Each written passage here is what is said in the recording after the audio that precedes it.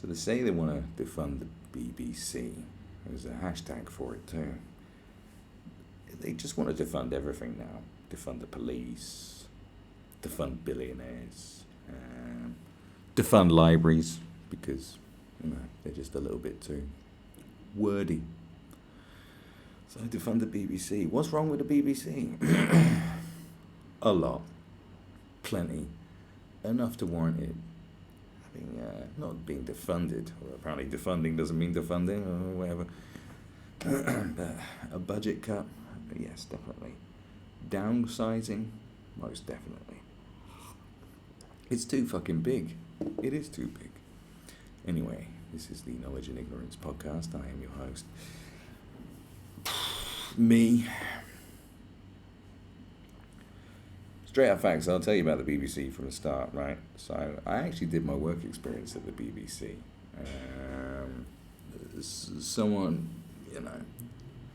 close relations of sorts, to a lady who was, in fact, it's the wife of my godfather. I call her my godmother just to make it easier, but, it's like saying, when you say your godfather's wife, the next bit becomes, my cousin's cleaner's nephew. Yeah. Anyway, she was head of programming for the BBC, and I did my work experience there. In fact, we used to go visit the BBC a few times. It's when the family met Kylie Minogue and Terry Wogan back in the day. But I did my work experience at the BBC when I was 15. You have a fucking cleaner. Do you mind? What do you think this is? This is a professional setup going here. You're clattering around and shit. Do you know what I mean? Anyway, so I did my work experience at the BBC for a week. I got to meet all kinds of people. I even met Alan Yentop in a lift. And Dom from Dick and Dom before he was part of Dick and Dom. And at the age of 15, I was taller than him. He is tiny. I also got accosted by Sue Pollard, but that's a fucking story for another day. Basically, we grew up like being a very BBC-loving family. We always given the heads up. When the Christmas movie premiere was an actual big deal, we were always told what it was going to be each year. It was a big announcement. This year it's going to be... Well, I remember when it was Batman. They managed to get the network premiere of Tim Burton's Batman before Sky Movies got it, which was a big deal back in the day. But now it's just fucking meaningless. So, and the BBC made incredibly good stuff. I mean, amazing stuff. Some of the greatest television on planet Earth. The BBC weather department is so well respected across the world that they would train other weather departments. This is going back a while now. I don't know if that's the case now. If you look at the BBC weather now, it's kind of... Oh, well, that's gone down the toilet too. It's just, it's telling me I'm white and fragile. I need to check my privilege. I joke, of course. It just screams I'm a racist at me. So, I got a lot of love for the BBC, but what I noticed over the years is just a shift towards shit, basically. They don't make anything that's very good anymore. So we can touch on that later. But first of all, obviously, there's the wokeism going on. This is what a lot of people's problems are. Obviously, the whole Rule Britannia thing. We're not going to sing Rule Britannia at the proms, or we're going to have it minus the lyrics because we're shouting "We will never be slaves," or something, whatever. It's cringy, and people will say, "Oh, this is a distraction from the real issues that Black Lives Matter have got going, and it's just a right wing distracting," and blah blah blah. Or this is, the usual armchair lunatics, armchair aggressors just going, "You won't bloody take my lyrics out my song," and blah blah blah blah blah. They all think that it's some sort of big conspiracy or blah blah blah blah. Has the BBC been invaded by what people think are like, I don't know, what, postmodernists, Marxists, socialists? I don't even know what these people are. Everyone tries to label them. Can we just call them nutters? It's just the best word. Dickheads. Who believe in weirdo shit. Not like cool weirdo shit, not like Young Thug and Travis Scott, who are cool weirdos. I'm a cool weirdo too, weirdos. But weirdo shit, just people you know, they just want to please people that have, 1,700 descriptions of themselves in their Twitter biography. These confused motherfuckers, we don't know what they are. They don't even know what they are. I identify as, I don't care, I was bored before you even open your mouth. People with weird hair and fucking, bad body shapes, and, they probably smell really bad too.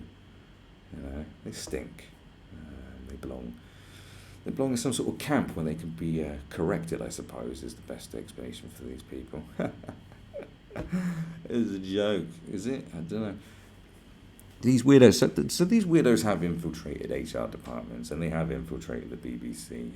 They're everywhere, but I wouldn't say like they're the dominant force in the BBC. What the BBC actually is just another pandering corporation who are just very clueless. If you look at any sort of social media marketing books, or a lot of different marketing books that come out in the last few years, or blogs on marketing on social media, promotion websites, stuff like Hootsuite or HubSpot, Social Sprout, any of these, you look at blogs, there's this whole thing in the marketing community about millennials, and now it's about Zoomers. So they've just transferred this mindset over to Zoomers because they can't be bothered to do research anymore. They're going, it's the same. And the thinking was, I don't know where the original data comes from, or the polls, or whatever, or the research, but the general feeling was, the consensus is, millennials, Zoomers, like to support corporations that support good causes, whatever the cause is. When I was running a tea business, I'd look at some of the other tea businesses that were doing it, and they would do this kind of thing. We support this cause, and we donate 5% of our money to some charity where they, go to Haiti and rape prostitutes. This kind of thing. It's all very tedious, and it's all verbatim out of the playbook. And then once you understand that they're just pandering to good causes. When you look at all the weird shit that corporations are doing, it's because they're just trying to attract young people, which is a big problem with the BBC. The BBC has just been focusing on youth too much. When the biggest draw on the BBC is Mrs. Brown's Boys. Who watches that that's under the age of fucking 50? Do you know what I mean? This isn't your market. No one watches the fucking BBC. They're on Instagram and shit, doing weirdo shit. They're not watching the BBC. Do you see what I'm saying? They're like trying to get in an audience who don't care. They constantly do this. This is why Gillette will do some weirdo advert. Oh, men, stop beating women and being fucking twat. Like all this weirdo shit. These corporations are clueless. So they're bringing some PR manager or some marketing firm. And they're going, well, we've read... And they've all read the same books. There's about 3 of them. They're going, well, look, the data says Zoomers like this. This thing's become like the Mein Kampf. It's the Bible of bad ideas, basically. That's what I think it is. There's always one book that gives people fucking weird ideas. That's what's going on. There's just these marketing books. I can't remember the titles of them, but if you go on Blinkist, I gave that a trial for a week just to see how good, and I actually read its breakdown of the 48 Laws of Power, which is a book I've read about 3 times. Not very good, so I'm not going to recommend. It works on some books, but Blinkist. But if you look at that, you can find in marketing, you'll find these books. They're in there like the originals, but this has been the Bible. This has been like a Bible for corporations. Like, this is what you got to do. This is how you get the Zoomers, the millennials. When they find out that Zoomers are actually, furries, and masturbate over hentai, and like to go on Twitch and just scream abuse at people because they, think it gives them power. When the corporations discover that's what Zoomers really like doing, then you're going to see some real fucking weird shit in a few years once the marketing firms have worked out what Zoomers are really like. I'm telling you, the BBC will be flooded. The news at 9 or whenever the news is, or the news at 6, is going to be presented by a man and a lady, but you won't know they are because they're going to be dressed as a sexy fox and a very naughty badger. Okay? And the weather's going to be presented by a by a fucking anime cartoon character with massive breasts going, "Oh!" That's what's going to happen. You think it's weird now, it's going to get real weird. Because that's it. They just look at these things and go, oh, this is what the kids like, isn't it? Oh. Just think about it. You go back to the early noughties, right? Before this weirdo marketing shit came about. Well, in the early noughties, suddenly two-step garage got real big. So, okay. And then suddenly, Top of the Pops, found, the number one song was So Solitary. And suddenly there was like 30 black people all on stage, rapping and stuff. But they were English black people. It's like, and suddenly the BBC and other TV networks were like, oh, we've got black people here. I had no idea. And they like stuff. And people like them. And then suddenly everything went real black. Because that's when hip-hop really sold its soul and became super mega corporate. That's when, bling. Think about the term bling. That was all around the same time. The Juvenile song came out about 1999. That was the period. And then by 2002, even your grandmother was going out to you and going, do you like my bling-in watch, rude boy? And they're like, what? Jesus, that's if your grandmother's not some gangster Jamaican, it would sound strange. And then the BBC started trying to cash in on this. Now, ITV and the BBC both did a show each. It was a children's show with a main, that was urban youth characters and black kids. One was called You Get Me, and I can't remember. I think that was the one on ITV, and the one on the BBC, or it might be the other way around. Can't remember what it was called. Ka-ching! Oh my God, I've been trying to remember what that was, Fade. Ka-ching. Which had some black kid who was called, I swear his name was Rude Boy. Anyway, and he was like a hustler. He was blatantly just a hustler. Alright, that was the character. So they had a show called Ka-ching and You Get Me. This is what they do. This is for the blacks. And then they, despite not realizing that Desmond's, had been and gone since the fucking 80s, they created a TV comedy show on BBC that had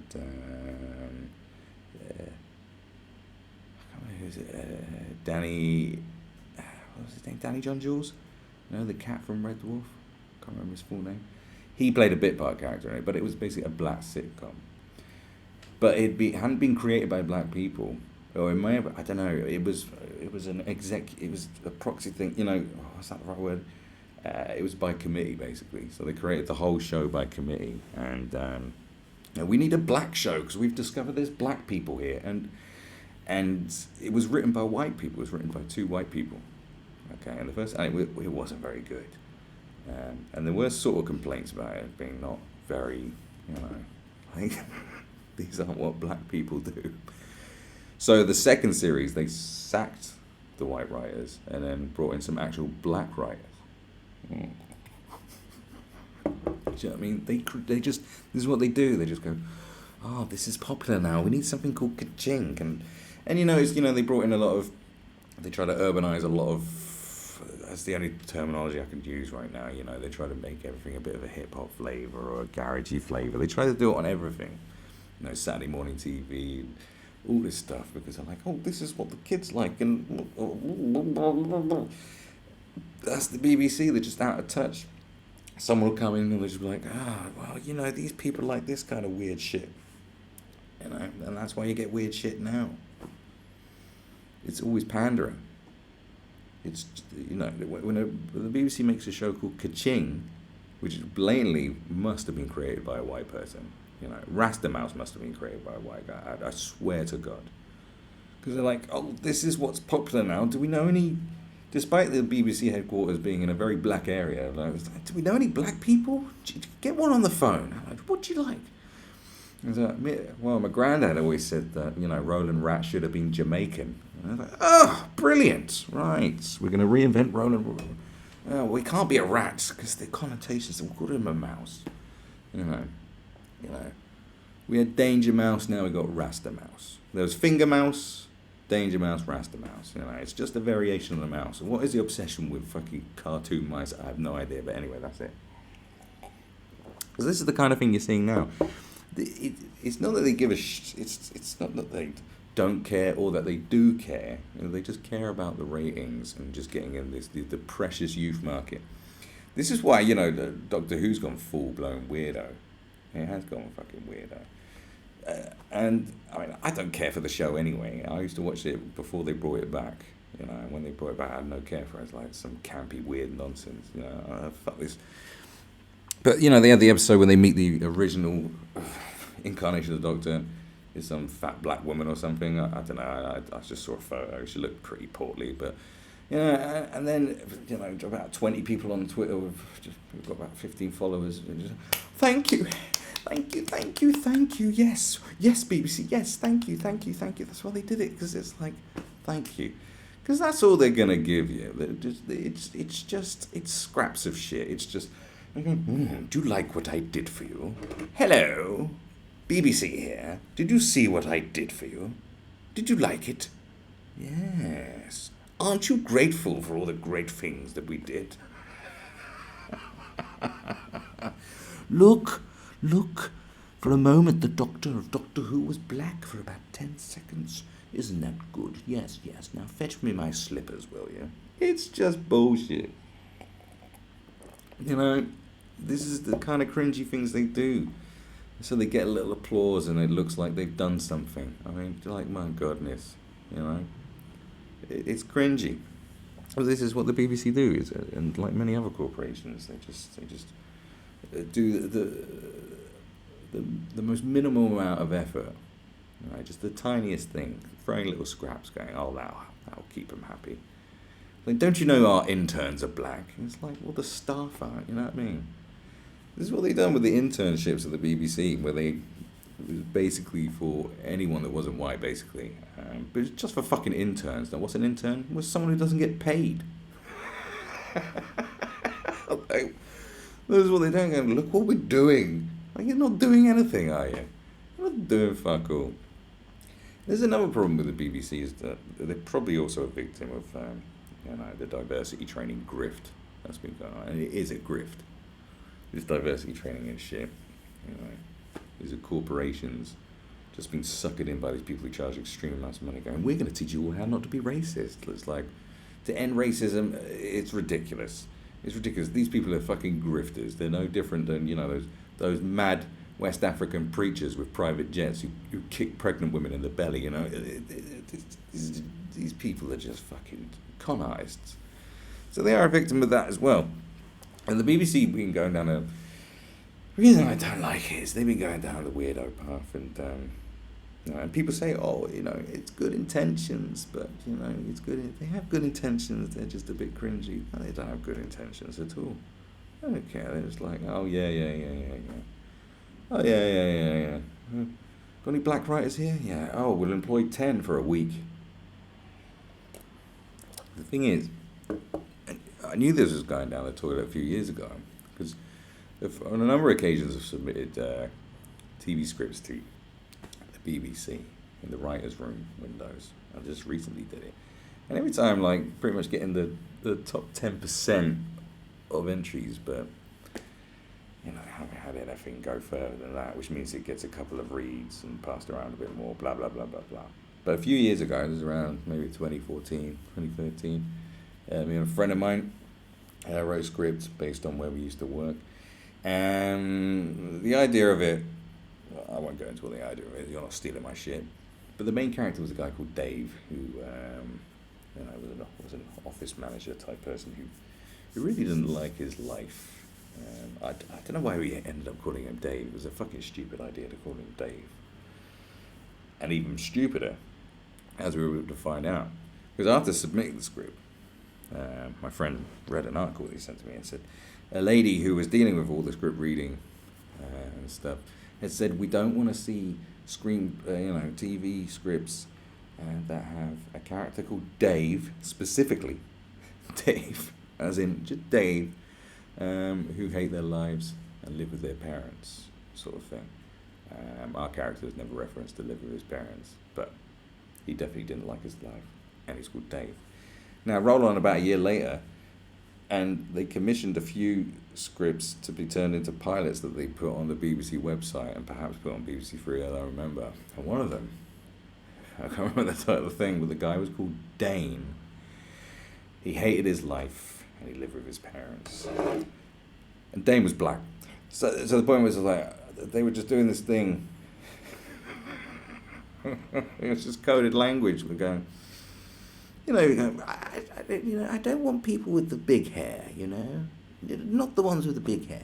The big-nosed people from the Middle East. I'd rather not have those here. The ones that don't do any work on Friday. We don't want those people here. Coded language and shit. And I was like, I didn't give too much of a shit back then, but now it's just gone beyond cringe. Because when you're excluding so many people, when you do these exclusionary diversity hires and stuff, we're only going to employ the Banes. It's like, this is always a bad idea. Because one, it sows seeds of division every time. Two, it reinforces the position of the extreme right. And three, it limits your opportunities. Because, if you just excluded white people in Ghana, and then, all right, that's fine. You're still going to have access to the whole talent pool. But, the population of black people and brown people and Asian people, is very small. It's very small. So you're excluding a hell of a huge amount, a very large talent pool. Do you know what I mean? In any case, this shit doesn't work. Like in American sports, way back in the day when they excluded black people for playing, the most mediocre players were playing sports because black people weren't allowed, and it was shit. And then black people got elevated status, and then suddenly whooping all their asses because they'd excluded people based on skin color rather than abilities. So the BBC have been very stupid to go down that path, very silly. But the main point is that they're just pandering. They're not going to do anything. Like any politician or any corporation or activist who says, we're not going to stop burning cities to the ground until racism's ended. Well, then you're going to burn forever. And this will be hell on earth. It's the stupidest idea I've heard. The standards of the BBC have considerably dropped, and I think that is another fair thing. Of course, the whole Brexit thing. The fact is, the left and right thing with the BBC is ask any very left-wing person, the BBC is totally right-wing and biased. Ask any right-wing person, the BBC is totally left-wing and biased. So maybe it's well-balanced. But the problem is it's not. When it came to the Brexit issue, it was very much on the one side. The comedy is very much on the one side. They're very selective with their targets. You look on the BBC website, it's all pro everything, and there's no mention of the other types of voices. Like I said, they've excluded the old and they've excluded the rest of the UK. It just lives in a bubble. There aren't stories. They wouldn't have a story about a couple, say there's a couple that moved out of their area because it had been, completely changed through immigration. They'd never look at that couple, and listen to their story. Say their heartbreaking story. They just point their finger and laugh at them. This is the problem, and this is the problem. The BBC, it's, other platforms can do that, newspapers can do what the fuck they like, but this is a public fucking pay. This is publicly funded. If you don't fucking pay, you can go to jail for these pricks. So, this is a different situation where they're wagging their fingers at people being very pro-Brexit, having panel shows, but the only person they'll bring on who has, questions about climate change doesn't quite go along with the mainstream narrative, going, well, I'm not sure. It'll be some nutter, The only person who's against Brexit will be some nutter. People critical of Islam, who they're going to bring on, they'll just bring on Tommy Robinson or someone, instead of someone, like Christopher Hitchens. Obviously, he's dead, so you can't really bring him on. But there are others out there, who aren't Tommy Robinson that they can speak to. But no, they just rather have the people that look silly, And go, here's the silly people. This is what the BBC do. The BBC is very much like the Labour Party. It has left its core base out in the cold, spat on them, and wondered. But at least with the Labour Party, you can fucking leave. If you want your TV, you got to fucking pay. So fuck them. And speaking of Tommy Robinson, he fully exposed the BBC for what they are when he did his behind-the-scenes thing with Panorama. And that, if you haven't seen it, watch it. It doesn't matter what you think about Tommy Robinson or not. Whether you're one of these people who's piping his dick because you think he's the second coming of George Orwell or something, I don't know, or the people that think he's Satan himself. Still watch it. It's like the BBC got caught out doing what they do, underhanded, crappy tactics.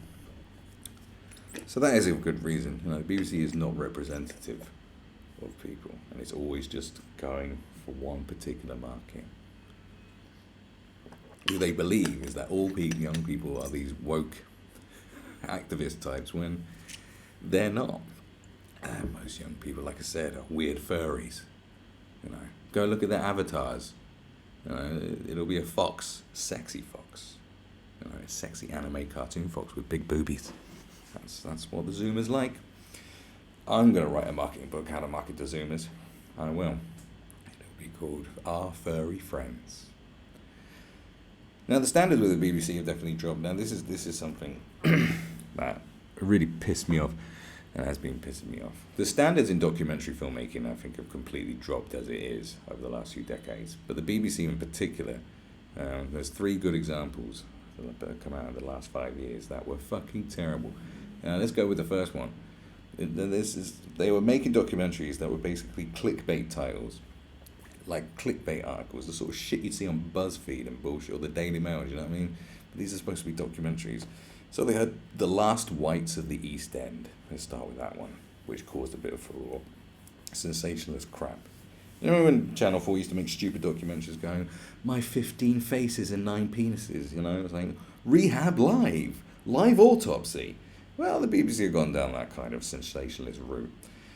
So The Last Whites of the East End, so it's about, the East End is not a very white area no more. But the worst part of it is the whites bit, which is very telling.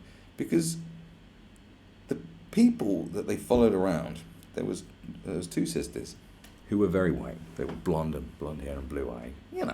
Nazis. Blonde hair and blue-eyed. Okay, fair enough. Then there was another guy. He was mixed race. He had a black dad. Then there was another kid who was a bit more white, but his granddad was Indian, so he was quarter Indian. And then he had a Bangladeshi guy. He was a 5th generation Bangladeshi, one of the original Bangladeshis, who came to the East End, when it turned from being very Jewish to very Bangladeshi. His family were there. And he spoke proper Cockney geezer. Alright, okay, so these aren't the last whites of the East End. There's barely a white person here, by definition. And I was like, what is this? I was like, why don't they call it like the last Cockneys?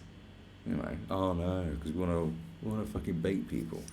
And, it wasn't very good. In the end, it's a bit shit. That's one example. Now another example, and this is terrible. There is one that they did on BBC 3 when they went to America and hung out with a KKK chapter or whatever you called them. I can't remember the title of it. I've been trying to look it up. I keep finding this other one that's slightly better.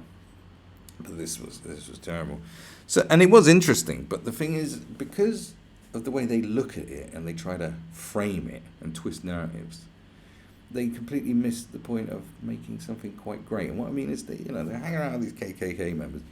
One of the guys that was like one of the leaders, I can't remember what they call these wacky bastards, the ones who wear the more extravagant gown, whatever the fuck they're called. The Grand Wizard, that's it. So the Grand Wizard, he was a guy who served in the military and he had full-on PTSD. He had a 1,000-yard stare. That was terrifying. He was a very disenfranchised guy. And then as you got to know all these people in the KKK, they were just, I've been derogatory, but they were like losers. Outcasts, and all they were doing, they burned some crosses, they'd have a barbecue, and they had a knitting competition. It was all very tame. It was all very like, it was kind of cute. It was like, and I was like, that's the angle you go for. It's like, well, why are we all scared of the KKK now? Like, look at them. Like, they're just weirdo. They're fucking furries. They're furries. All right, they're fucking furries. They're weirdos. Hanging out in a forest, they're not doing anything.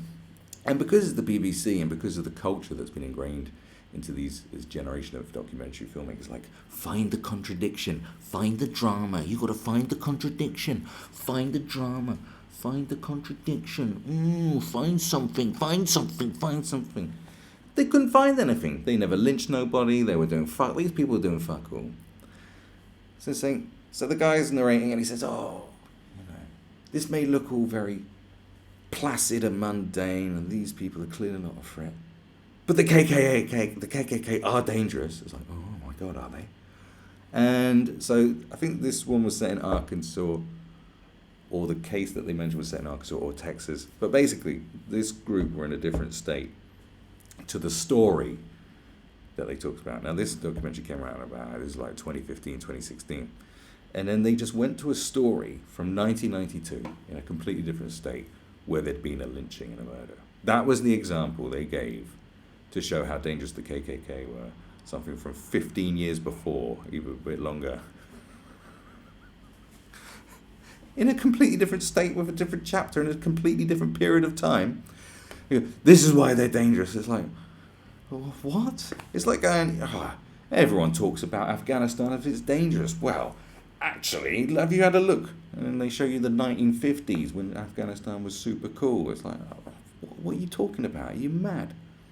This is the only thing they could do because they had to throw it in there. Well, the KKK are dangerous, just to like add that drama that wasn't needed, you know? God bless Louis Theroux. He was the guy that just go in there and just go, oh, okay, right, oh. You know, like, this sensationalist shit. So that was crap. And then they did this other documentary where, again, they totally missed. And this is the worst one because it was the one with Britain First. And they got full access to Britain First. Complete access. And you'll never get that access again. Because who they send? Well, some twat. Because the BBC are only employing little dickheads. And this guy was such a student filmmaker. It was just excruciating watching this idiot boy do what he was doing, and he'll never get that access again. An opportunity missed. He's following Britain First around and interviewing him and stuff, and then they get pissy with him, and Britain First basically mug him off by the end before he's finished the documentary, because, like, you know, probably because the dude was, I was probing too much, I was asking too many questions. No, you just weren't very good at your job. Because it wasn't very good. And then at the end, because Jada Franson had mentioned something during this documentary that there was an incident when she was 14, and that sort of changed her life and her perception of Islam and whatever. We don't know what happened, but she didn't want to talk about it. And then they're having one of their little rallies, you know, where they go around with a cross shouting at people, you know that? Because Britain First, don't know if you're familiar, but Britain First method of combating religious extremism is by acting like religious extremists. It's crap. But anyway, they're doing one of their rallies, and the documentary filmmaker turns up, and he's saying, I've been told not to come to the event, but I have one final question. And then Jada Franson sort of walking away, ignoring him. And he shouts, Jada, what happened when you were 14? And that's how the documentary ends. Real fucking good job. Here's your clap. What a dickhead. And that's the kind of shit the BBC makes. So yes, just talk about that. Defund the shit out of him. Like, what are you doing? I had one more question for Jada Franson. What happened when you were 14? What was you feel like? That's your best effort? Why did you even leave that in the documentary? Oh yeah, because you didn't have one, did you? Because you didn't do your job properly. You fucking twat. That's the BBC. It's a massive cringe fest. They don't make good content no more. Now, I mean, the things with left and right wing things at the BBC is funny because they think they were going after Jeremy Corbyn. Actually, I remember that there was the whole debacle about his hat. Do you remember that? That's why the left wing, you know, Momentum were like going, oh, they're totally pro-Tory and against Jeremy Corbyn. Because, you know, it was Newsnight and they had their sort of curved background screen. And Jeremy Corbyn's there with that sort of Russian-style hat, and it said they'd made it look bigger, when actually it was just an optical illusion because the screen was curved that it was put onto it, so it would look bigger. You can go look at that on a fact-checking website. And they said the BBC has deliberately photoshopped Jeremy Corbyn's hat to look bigger, or to make him look like more of a communist. I was like, well, why has Jeremy Corbyn got a problem with looking like a communist when he's shown nothing but adulation towards fucking Stalin and Lenin? This guy loves fucking communist Russia. He's pretty open about it, so why would he have a problem looking fucking Russian and communist as fuck? Very strange times. But it's kind of the funniest thing is, you got Boris Johnson, who's talking about, taking funding away from the BBC. And the BBC is where Boris Johnson was made. Going on, have I got news for you? That's where he got made. Weird. That's like made his name. There's a show that made his name. But the thing is about that show, I haven't watched it in years, but the sort of panel shows that replace it, like the MASH report. You'd watch Have I Got News for You, and you'd have Paul Merton and Ian Hislop, and you'd know they were left-wing people, whatever, but you wouldn't really have any idea what their politics were, because they went after everybody. That don't happen no more. So I know they've got this new director general at the BBC who's saying he's going to fucking, flatten the playing field, make it all equal and stuff, but where are they going to go? What are they going to do? Just invite back Jim Davidson?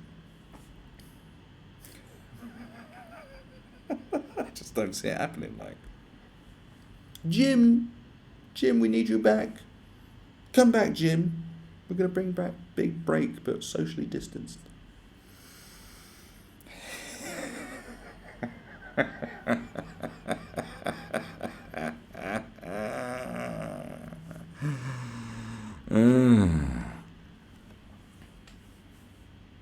But the BBC, what are you going to do about it? It does need to be shrunk. Don't forget, every county in the UK and almost every small town has a BBC fucking radio station. Well, there's no room for competition in regional news broadcasting. Do you know what I mean? BBC Somerset, BBC Wales, BBC Birmingham, whatever the fuck it is. It's like, why have they got a monopoly on the radio waves? We don't need that shit. That can fuck off. You don't need BBC Three, because what the hell have they done? BBC Three is the channel that gave us shows like, 8 pints of lager, whatever the fuck, what was that fucking 2 pints of lager, whatever the fuck that show was called. That ran for 8 series. A show that should have been cancelled after episode 2. What the fuck? See what I'm saying? Snog, marry, avoid. Or the glow up, or whatever the fuck. Here's a weird tranny show we've got for you. Like all this crap they make. We're paying for this shit. I mean, do you wonder why people are going to be pissed off when they're going, you voted Brexit, and then you're told you legally have to pay for the BBC, and then, Dermot, I was about to say Dermot O'Leary, what the fuck am I talking about? I don't know, Owen Jones pops into your fucking living room via the magic of television telling you what a terrible person you are. You're paying for the platform he's fucking standing on. I know he's not part of the BBC, but they still were stupid enough to invite him on to talk about his silly opinion. Why don't they tell him go back to fucking school? Like I said, well, they did another show a few years ago called Chicken Shop. I don't think it even had a black character in it, but it's like, well, that's a black thing, isn't it? Chicken shops. It's the worst comedy I've ever seen. Actually, no. Coming of Age was the worst. I think that's what it's called, Coming of Age. Like when they tried to do their own version of The In-Betweeners. And that show was... And it was apparently it's actually written by a 16-year-old or a 17-year-old. And it really showed, because it was one of the worst things I've ever seen. By none. No, forget The Room. Okay. Forget Troll 2. What is it? This is the most diabolical thing committed to screen I've ever had the mispleasure of seeing. So much so, I felt like going on a murderous rampage after seeing that fucking show. So that's what the BBC's been making. You can't name any decent TV show on the BBC, like a decent comedy or anything, like the BBC used to kill it. They used to make so much good stuff. All the great stuff through history, from Monty Python to The Thick of It, to the day-to-day. Just go back. Just look at all the great stuff they made. And what have you got now? What is there? The last decent thing they made was fucking Gavin and Stacey. And that's co-written by James Corden. So we can't give it too many props because, you know, he's a fat-faced pig cunt. But they just haven't made anything good, you know. This is why the BBC will quite happily just make Mrs. Brown's Boys for the next 20 years. I'm not one of these snobby people that sort of poo-poos Mrs. Brown Boys, you know. I'm not. I understand its appeal, although, you know, I'm not going to watch it, because I'm not sat in a care home, you know, abandoned by my family and, you know, sat in a puddle of my own piss and shit. So I see, you know, Mrs. Brown's Boys is clearly not for me. Mrs. Brown's Boys is definitely not for me. Which is bizarre, because this gives you another example of why the BBC, with all its pandering towards woke culture and trying to make out that, you know, with their weird articles and features that they've got on the website, you know, fat is beautiful. You seen that one saying, oh, fatism, we got to end fatism, fat's okay. You know, this whole body positivity promotion and stuff, all that weird shit that they got. Yeah, I am fat. It's not unhealthy to be fat. Then COVID came and killed all the fat people. And then, you know, it's kind of weird that they would have shows that were promoting, you know, diversity and the acceptance of transgendered people, you know, non-binary people, you know, transsexuals, drag queens, child drag queens sometimes, and saying we promote acceptance, we promote non-mockery. This is how they choose to live their lives. We do not tolerate the mocking of these people's choices. We do not tolerate this kind of insensitive, ignorant, backwards thinking that's from the colonial days of racism, you know, the 70s, the psychedelic decade of abuse. We with the BBC, we don't stand for none of that. And yet, the most popular show on the BBC right now, and has been for the last 10 years or so perhaps, it's a show whose main premise is an Irishman dressed as a woman. It's the main joke of the whole fucking show. An Irishman dressed as a woman swearing like it's 1972. Like it's Butlins in 1972. Or Butlins 2 years ago. So, what does that say? Isn't that enough to say, going, oh yeah, the BBC are full of shit. All these corporations are full of shit. You know, they're not censoring Rule Britannia because they care. They're doing it because they're pandering. They're always pandering. Like, oh, we're bringing the youngest, whatever it is. She's black, she's gay, and she has a penis in her bag. She's going to conduct the fucking orchestra. It's like, the Zoomers like that. Like I told you, once they realise what Zoomers are all about, in fact, I'm looking deep into some shit on this. You know, once they realise that they're just like masturbating over, you know, extremely large-breasted hentai characters, all right, or girls from weird anime TV shows that you've never heard of. Once they realise that they like dressing up, you know, as a sexy weasel and a sensationally hot bull mastiff, you know, once they realise they like dressing up like that and hanging out in a weird warehouse party and tickling each other, going, once they realise they're like that, once they realise that Zoomers like to, like I say, go into chats and, you know, raid chats and just try to get people to say the N-word or the F-word, you know, and then laugh. Once they realise Zoomers like that, once they realise that Zoomers, will vigorously masturbate for 10 seconds and are completely impotent because their exposure to porn is rampant. Once they realize that Zoomers will, instead of investing their money in their future, will just invest it in a girl's future on OnlyFans because she promised that she'll send him a wink in a video. $100. Once they realize that this is what Zoomers do, okay, then I'll tell you, the BBC and other corporations will be fucking going down a completely different path because, they've totally lost the way. They've completely lost the way. You wait. You want to see how woke fucking... You want to see how different Doctor Who will be in 5 years' time? They're saying, guys, we've got it, the Zoomers. They like dressing up as animals and tickling each other. So the next incarnation of the Doctor is going to have to be Fantastic Mr. Fox or Scooby-Doo. That's who it'll be. Doctor Who will be a sexy animal. It'll be Jessica Rabbit, but if Jessica Rabbit was a fucking rabbit. Right? Remember when the big joke in Who Framed Roger Rabbit and Jessica Rabbit is just a hot woman, a cartoon hot woman? Zoomers love that kind of shit anyway. But this will be a rabbit, a real rabbit, but with anime style. That'll be the next Doctor incarnation in about 5 years' time. It's like, oh, I'm the Doctor. And then the assistant will just do weird shit with it, like rub its ears, and it'll be fucking bizarre. It will be so bizarre, but by that time it'll be normal. Do you know what I mean? It'll be normal. Once the maps have taken over as well, because they want to lower the age of consent to 2 or something like that. That's what I've heard is the latest thing.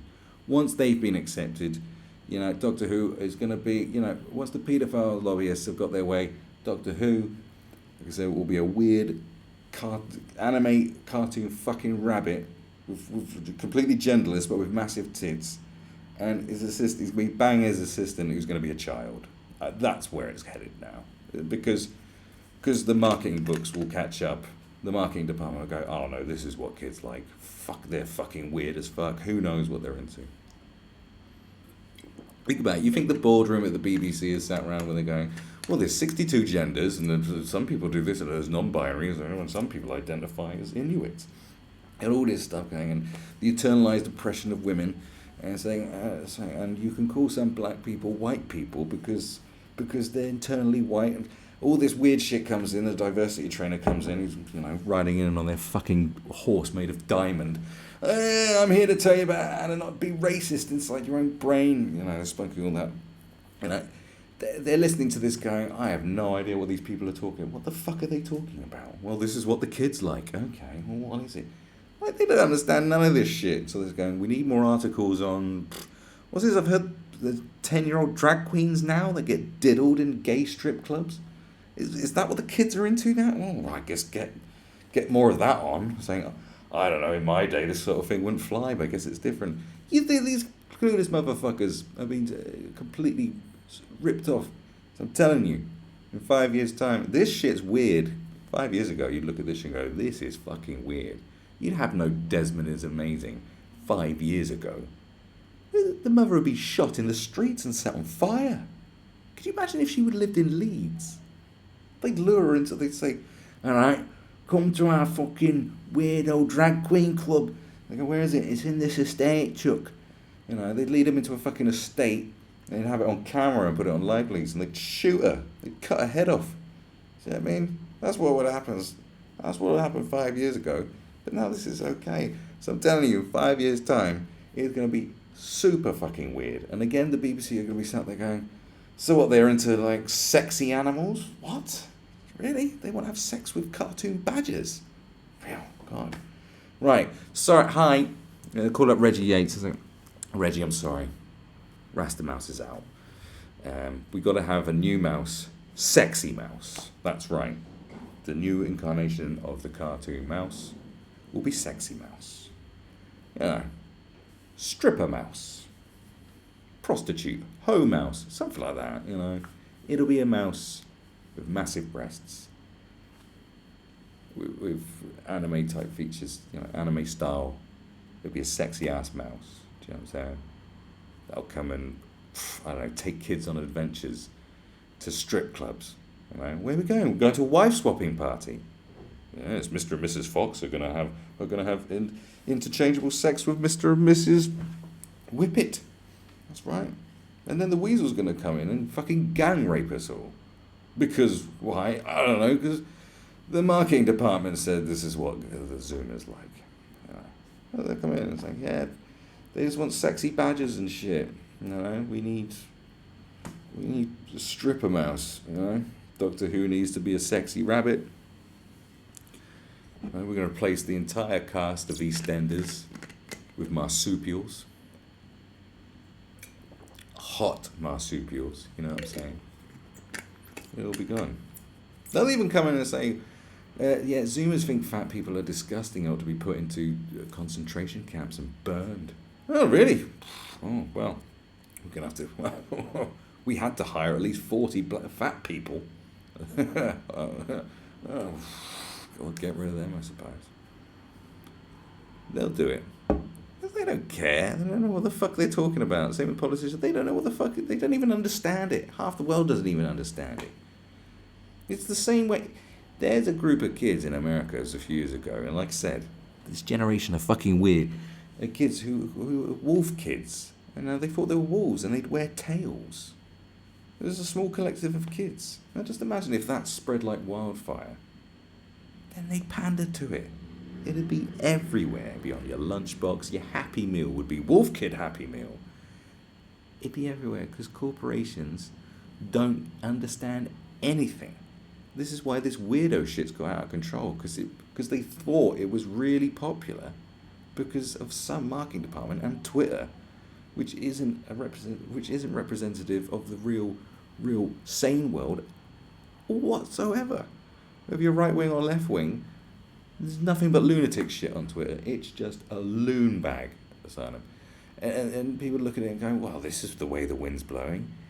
Yes, but the wind's blowing the fire into your face. It's not good. Well, this is what will happen. And McDonald's will be on it. There will be the sexy hedgehog Happy Meal. You know? You'll get a toy, it'll be a hedgehog, and it'll sit on your fucking face. You know, a sexy cartoon hentai hedgehog with every Happy Meal. And it having attached to it sits on your face. Because we'll just reach the levels of depravity where we've got to be, because the marketing department would tell you the real truth about Zoomers. There you go. So, what's that got to do with defunding the BBC? Of course you should defund the fucking BBC. They've been taking the piss. They're taking the piss. They're not giving us what we need. They're not making anything decent. They're completely biased. They only have one opinion. It's gotta go. It's gotta go. It's only a few purposes. We need it to do what it's supposed to do. Let's have some impartiality in this motherfucker, because we really could do with that. But they haven't even got that. So, take the money away from them and say, stop making weird shit and get rid of Mrs. Brown's boys, okay, and start doing your bloody job. There you go. Anyway, I'm out of here. I hope you enjoyed that. You can share it around. You can like, subscribe, go to the website. Do whatever you want. Do what you gotta do. I will not beg you to do anything. Except, give me some money, please. Laters.